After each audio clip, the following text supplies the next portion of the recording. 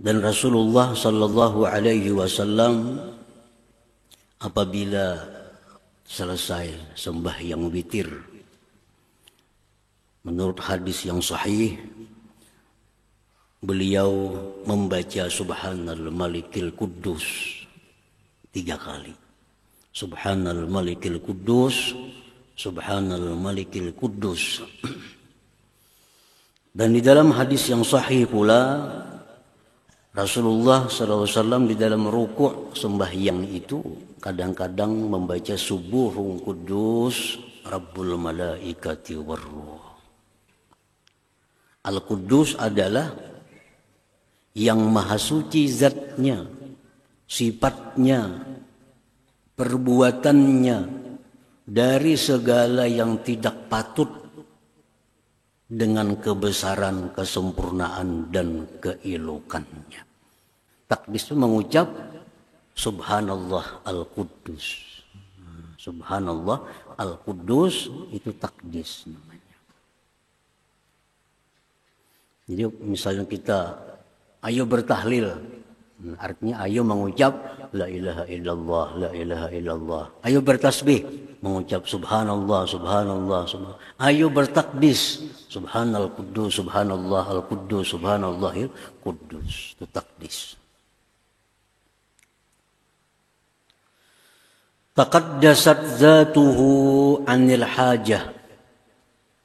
Maha suci zat Tuhan kita Allah Subhanahu wa taala daripada hajat.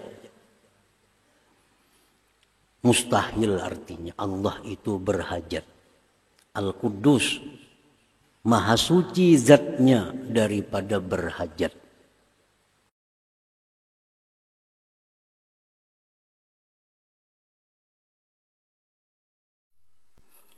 Bismillahirrahmanirrahim.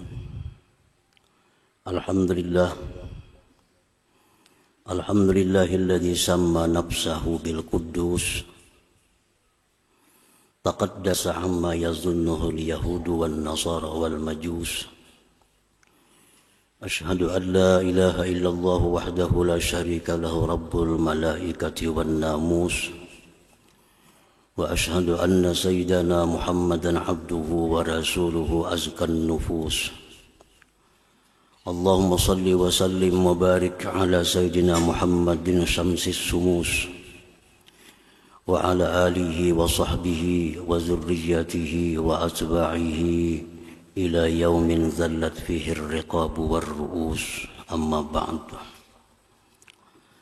Al-mukarramun wal muhtaramun, ma'asyiral habaib wal ulama, muhibbin, hadirin hadirat rahimakumullah.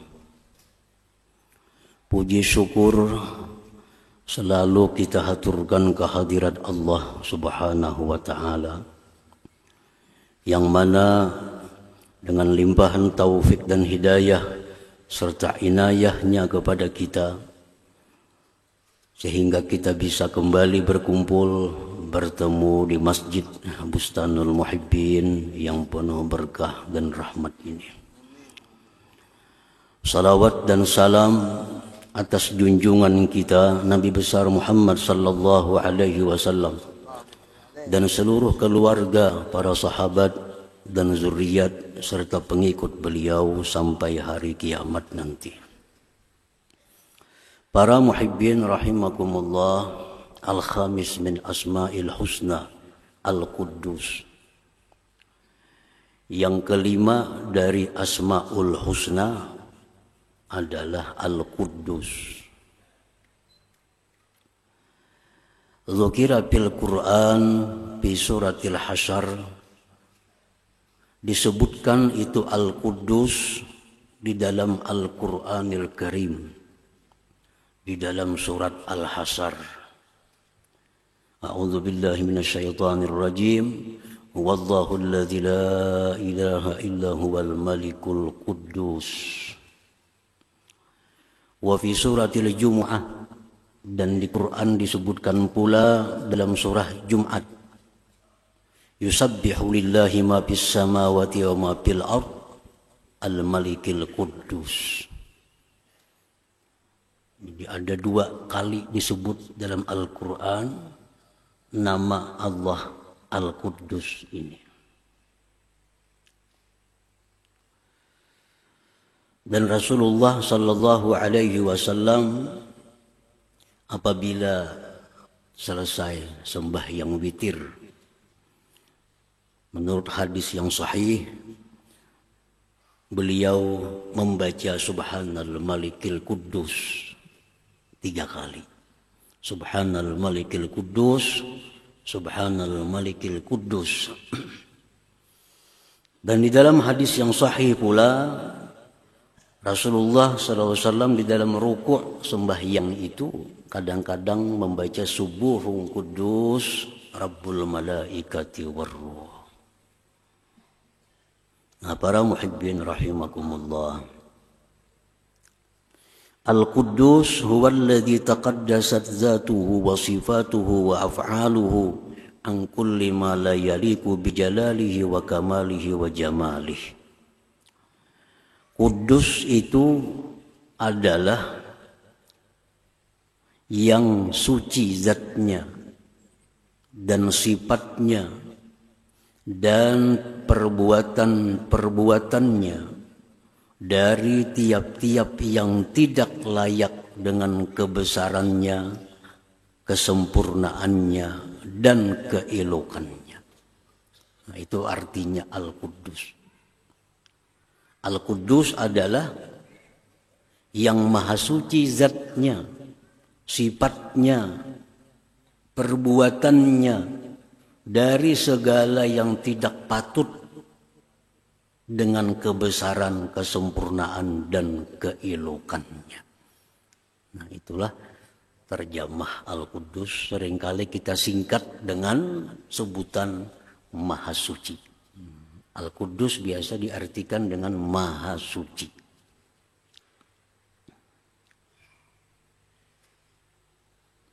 Di dalam istilah agama kita ada istilah yang namanya tahlil.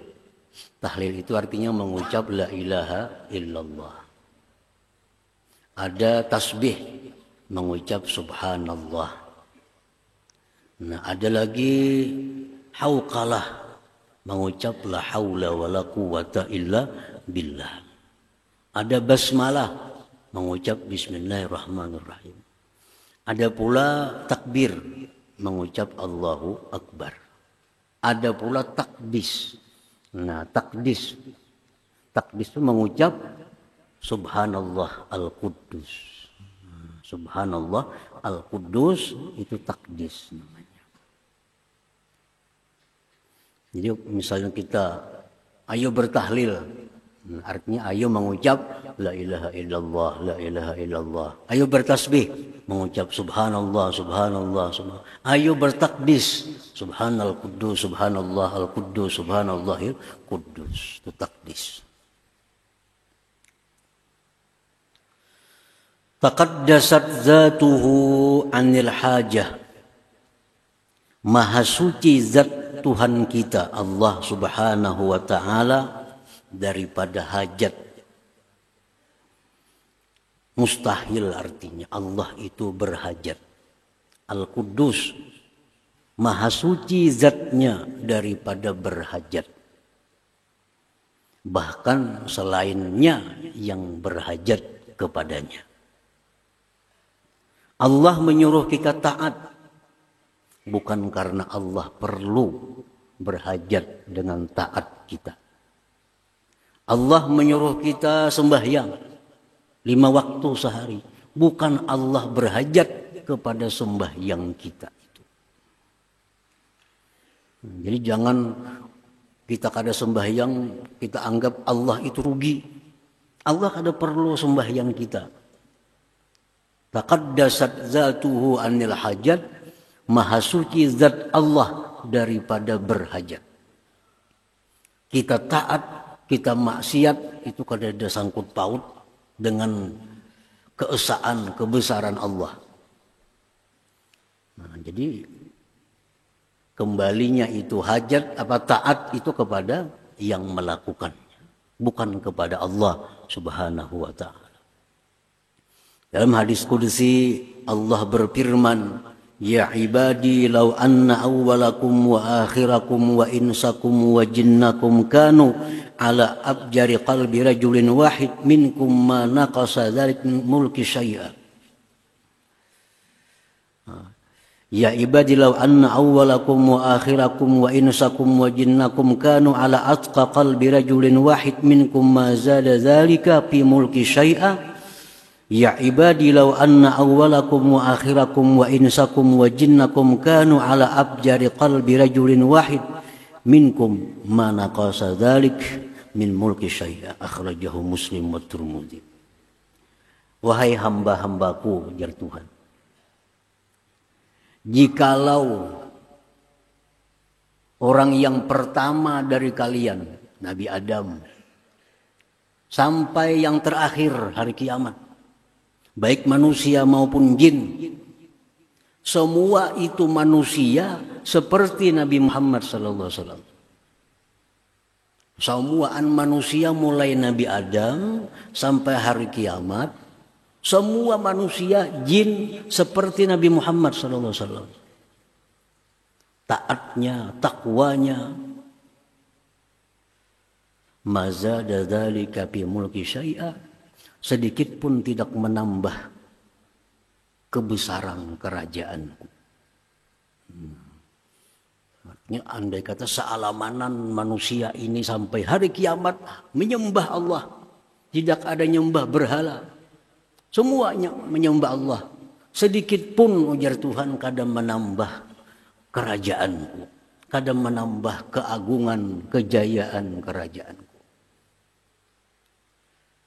Dan hai hamba-hambaku, jikalau orang yang pertama dari kalian sampai yang terakhir, manusia maupun jin, mereka itu atas paling jahat hati seseorang dari kalian. Umpamanya dari Adam sampai hari kiamat macam Fir'aun semuaan manusia. Satu pun kada menyembah Allah. Manakasa dzalika min mulki syai'a, tidak mengurangi yang demikian dari kerajaanku sedikit juga pun. Nah, ini artinya bahwa Allah itu tidak perlu sedikit pun kepada taat kita. Sedikit pun kada perlu. Dan Allah pun tidak merasa lemah, tidak merasa terhina kalau kita maksiat kepada Allah. Nah, itu Al-Quddus. Taqaddasat zatuhu anil hajat. Maha suci zatnya itu daripada berhajat. Wa anil mujid. Maha suci zat Allah dari yang mengadakan. Berarti baharu maha suci daripada yang menciptakan. Wa anil imkan, maha suci zat Allah daripada mungkin. Mungkin itu artinya bisa ada, bisa kadada. Macam kita ini mungkin. Bisa diadakan Allah, bisa tidak diadakan Allah. Nah, zat Allah itu maha suci dari imkan, dari mungkin. Zat Allah itu wajibul wujud, wajib ada. Tidak ada kemungkinan tidak ada. Wa anis syibhi, maha suci zat Allah daripada serupa, baik menyerupai atau diserupai. Zat Allah itu kada ada mirip dengan siapa juga pun. Wa anit tarkib, zat Allah itu maha suci daripada bersusun. Macam kita bersusun, ada tulang, ada daging, ada urat. Bersusun, jadilah zat kita. Nah, kalau Allah maha suci daripada yang demikian itu. Wa anil makan, maha suci Tuhan daripada tempat. Maha suci Tuhan daripada tempat. Di mana Tuhan? Tuhan kada bertempat. Kayak apa kada bertempat? Tuhan itu sudah ada sebelum adanya tempat. Tempat itu ciptaan oleh Allah.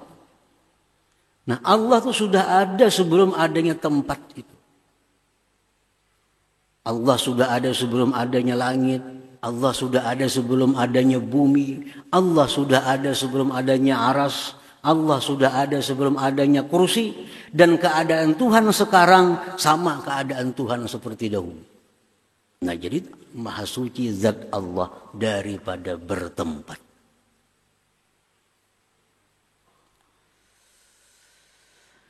Wa an idrakil hawas, dan maha suci zat Allah daripada diperdapati oleh panca indera. Kalau bang Tuhan itu bisa disentuh, Tuhan bisa dilihat dengan mata, maka dia bisa.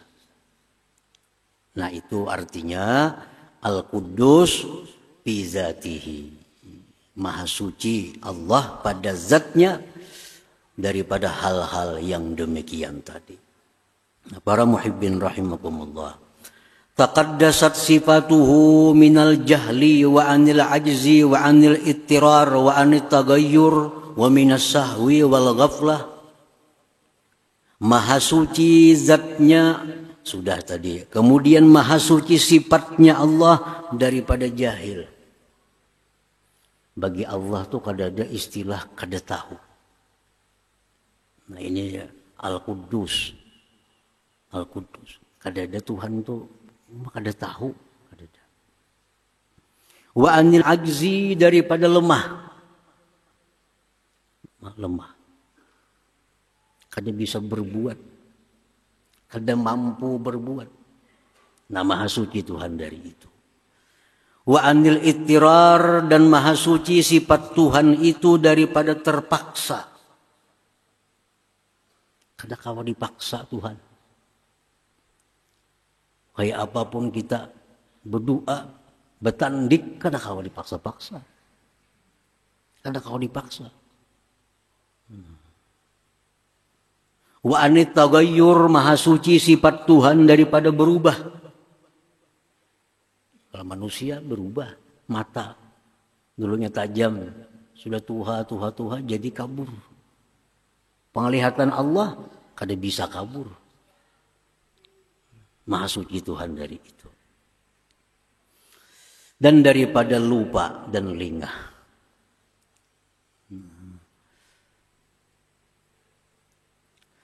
Taqaddasat asma'uhu anil ikhtira'at, maha suci nama-nama Allah daripada ulahan-ulahan bikinan-bikinan. Lianna asma'ahu tauqifiyah, karena nama-nama Allah itu tauqifiyah, datang hanya dari Allah dan Rasul. Jadi kita kada bisa, kada boleh memberi nama kepada Allah sesuatu yang tidak di luar daripada nama-nama Allah itu. Kada bisa.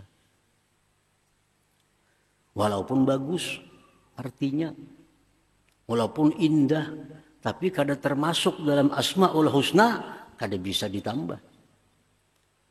Allah maha suci namanya daripada bikinan-bikinan manusia, bikinan-bikinan makhluk ini. Fala yusamma bil khair, Allah tidak bisa dinamai dengan khair. Baik, khair itu baik. Tapi khair tidak ada dalam Asmaul Husna. Nah, tidak boleh kita menyeru ya khair, kada bisa. Wasani, sani itu artinya sani mulia. Bagus artinya kan mulia. Tapi tidak ada dalam Asmaul Husna nama Allah As-Sani. Nah, tidak boleh kita menyeru Allah dengan nama yang bukan nama-nama yang datang dari Allah dan Rasulnya. Maha suci Tuhan daripada dibikin-bikin namanya. Wa taqaddasat af'aluhu, dan maha suci perbuatan-perbuatan Allah anil batil, daripada kebatilan, wa minal agurat, daripada mengambil faidah, wa anil zulmi, daripada kezaliman, wal isaah, dan berbuat jahat. maha suci perbuatan Allah daripada batil. Apa batil itu artinya? Sia-sia. Tidak ada satupun di alam dunia ini melainkan ciptaan Allah. Dan tidak ada satupun dari ciptaan Allah itu yang tidak ada makna, yang tidak ada hikmah di dalamnya. Maha suci Allah berbuat yang tidak ada makna. Allah menciptakan ular, ada rahasianya. Kenapa Allah ciptakan ular? Allah ciptakan nyamuk, kenapa Allah ciptakan nyamuk? Pasti ada rahasianya. Allah ciptakan hama wiring, pasti ada hikmahnya. Allah berfirman, "Wa may yu'tal hikmah faqad utiya khairan katsira." Siapa yang didatangkan diberikan hikmah kepadanya, berarti orang ini diberikan kebaikan yang banyak. Kalau kita diberitahu oleh Allah, apa ini rahasianya Allah menciptakan nyamuk? Diberitahu oleh Allah. Nah, kita dapat kebaikan yang banyak. Allah memberitahu kita apa rahasianya dia ciptakan ular misalnya, cacak misalnya. Diberitahu kita hikmahnya itu, sungguh kita diberi kebaikan yang banyak. Pokoknya apapun yang ada ini adalah perbuatan daripada Allah, dan perbuatan Allah itu maha suci daripada sia-sia. Dari sia-sia. Wa minal aghurat, maha suci perbuatan Allah itu daripada mengambil faidah. Allah menciptakan ini, Allah hendak mengambil faidah, keuntungan dari itu. Maha suci Tuhan. Allah menciptakan malaikat, Allah mengambil keuntungan dari malaikat itu. Maha suci Allah. Allah menciptakan matahari, bintang, sedikit pun Allah tidak mencari keuntungan yang kembali kepada zatnya. Maha suci Allah.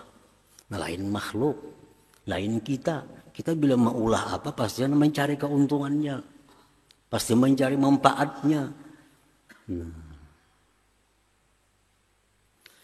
Wa anil zulmi wal isaah, dan maha suci Allah perbuatannya daripada kezaliman. Maha suci Allah daripada berbuat zalim. Nah, itulah ringkasan daripada makna yang terkandung di dalam nama Allah yang kelima, yaitu Al-Quddus tadi, yang berhubungan dengan Allah Subhanahu wa ta'ala.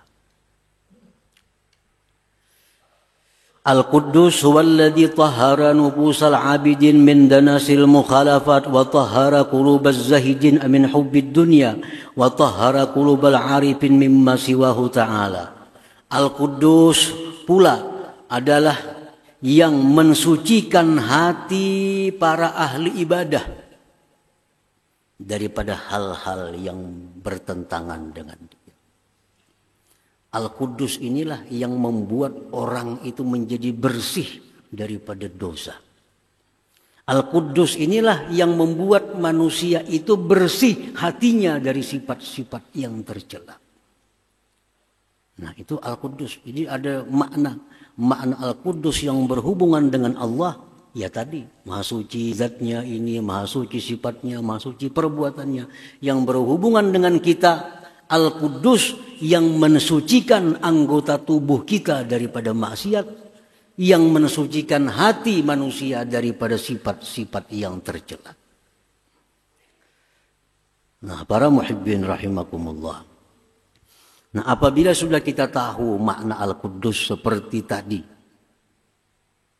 kita wajib beriman, wajib percaya itu. Dan buah keimanan, buah kepercayaan kita kepada makna Al-Quddus tadi membuahkan dua keadaan pada diri kita. Artinya kalau sudah kita beriman lawan Al-Quddus, maknanya itu tadi, nah kita mesti menyikapinya dengan dua hal. Ini samaratul iman, buah iman. Pertama, ayyuqaddisa zatahu wa sifatihi wa af'alahu amma la yaliku bi jamalihi wa jalalihi wa kamalih. Pertama, kalau kita sudah beriman dengan Al-Quddus tadi, bahwa kita wajib mensucikan zatnya, sifatnya, perbuatannya dari yang tidak patut, dengan kebesarannya, kemuliaan dan keindahannya. Nah, zat Allah, kita sudah beriman zat Allah itu kada bertempat tadi. Nah, jangan dipadahkan lagi Tuhan itu di atas. Sudah tahu bahwa Al-Quddus artinya Maha Suci Tuhan daripada bertempat. Jangan dikatakan lagi Allah itu di atas. Kehendak di atas jadi. Nyaka kehendak Allah pang nyamannya. Bapahala kita menyebut kehendak Allah. Jadi insya Allah jadi aja. Nah bagusnya. Kadang mun kehendak di atas jar. Siapa di atas itu banyak di atas. Ini kalimat yang salah. Kadang jadi pahala. Bahkan membahayakan akidah. Bila kehendak Allah jadi kada usah bila kehendak yang di atas. Kada usah. Itu kalau sudah kita beriman kepada Al-Quddus. Ada lagi kalimat di atas itu, karena Allah Maha Suci daripada tempat. Dan kita mensucikan sifat Allah daripada yang tidak patut dengannya.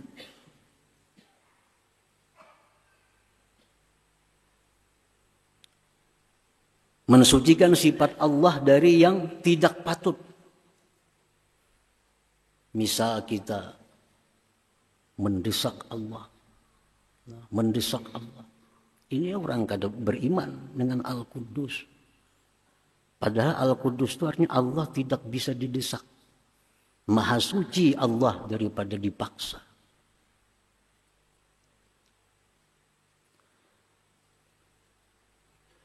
Dan lagi mensucikan perbuatan-perbuatan Allah daripada yang tidak patut. Seperti misalnya ma'iktirat kepada Allah. Kenapa Allah berbuat demikian kepadaku?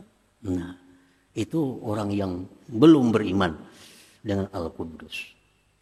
Perbuatan Allah itu berputar hanya dua hal. Satu, anugerah. Dua, keadilan. Antara itu. Kalau kada Allah berbuat kemurahan dengan kita, Allah berbuat keadilan. Antara dua. Allah masukkan orang ke surga karena kemurahannya. Allah masukkan orang ke neraka karena keadilannya. Allah berikan hidayah si fulan ini karena kemurahannya. Allah berikan ini sesat karena keadilannya. Dua. Bila kada kemurahan, keadilan. Tidak sedikit pun bahwa Allah Ta'ala itu perbuatannya itu zalim. Walaupun sekilas dianggap sakit perbuatan Allah. Tapi seluruh yang diperbuat Allah itu walaupun sakit, walaupun pahit, tetapi bagi kita pasti ada hikmahnya. Jangan sampai karena kita ini banyak dapat musibah, segala macam musibah. Padahal kita sembahyang, padahal kita puasa, padahal kita zakat, padahal kita beribadah. Tapi banyak musibah datang, jangan sampai kita beranggapan, kenapa Tuhan macam ini? Kenapa orang sebelah nang kada sembahyang, nyamannya hidup? Aku nang sembahyang buha, membaca surah Waqiah, kenapa susah, banyak hutang? Nang di sebelah mana berbuat riba, segala macam, kenapa makmur? Jangan sampai demikian. Allah Maha Suci daripada berbuat kezaliman. Allah tidak akan menurunkan penyakit kepada kita, melainkan ada hikmah perbuatan Allah. Ada kebaikan yang dikehendaki oleh Allah Subhanahu wa Ta'ala kepada kita. Para muhibbin rahimakumullah. Seorang dokter.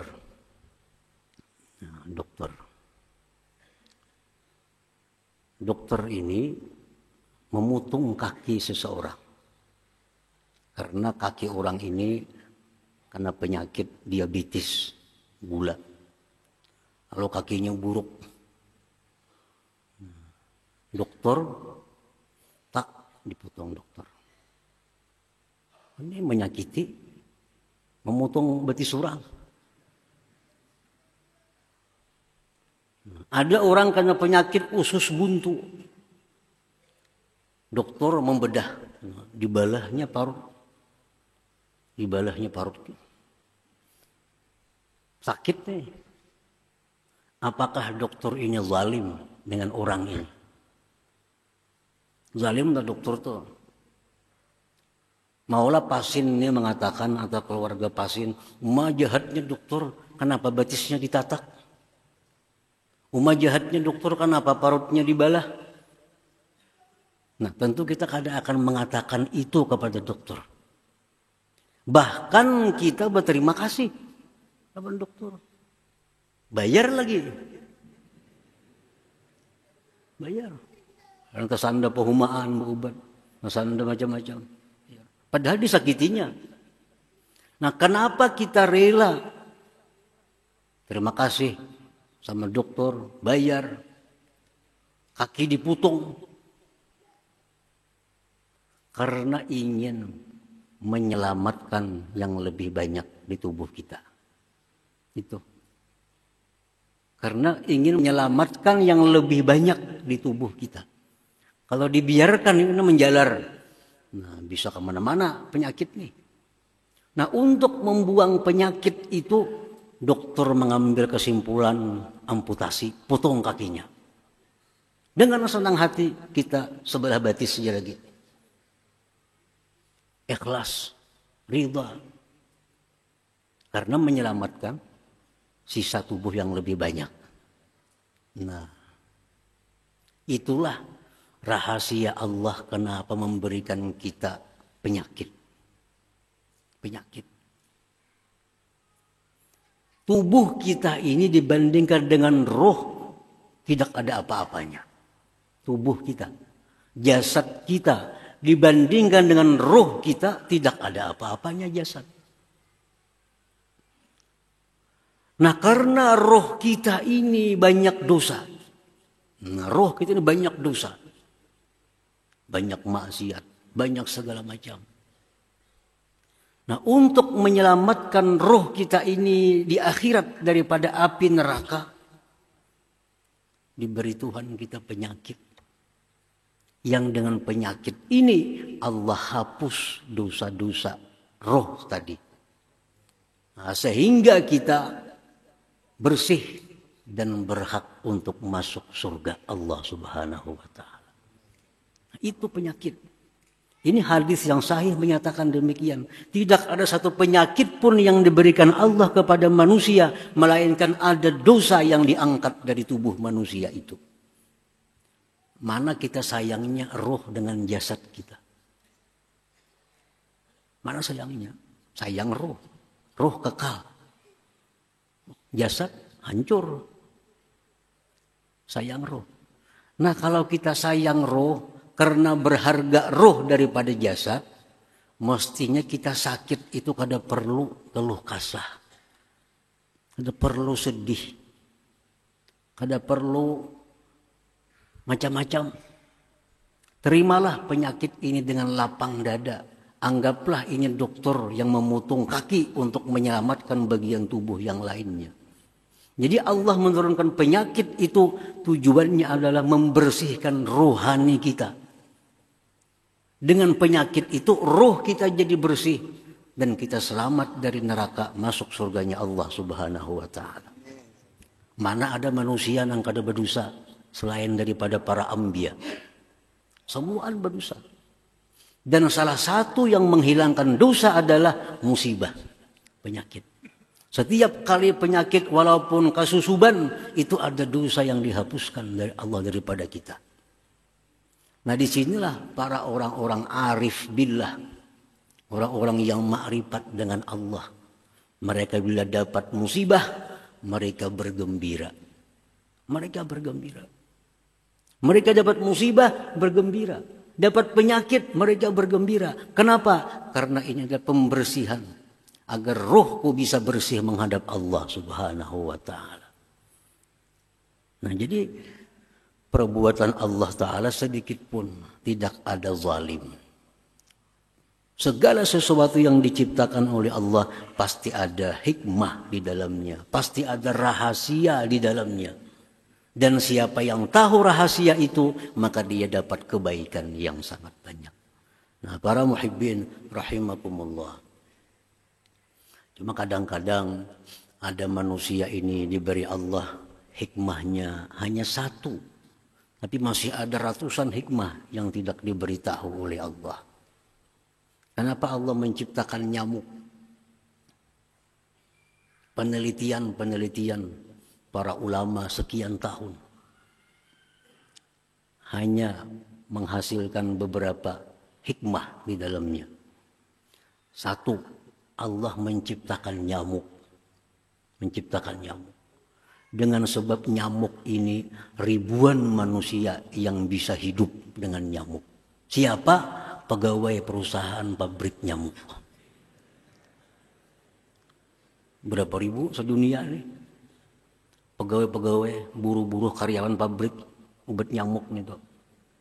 Ini bisa memberi makan anak bininya dengan gaji itu. Padahal diurusnya cuma obat nyamuk. Dakanya kadada nyamuk, adalah pabrik obat nyamuk kadada.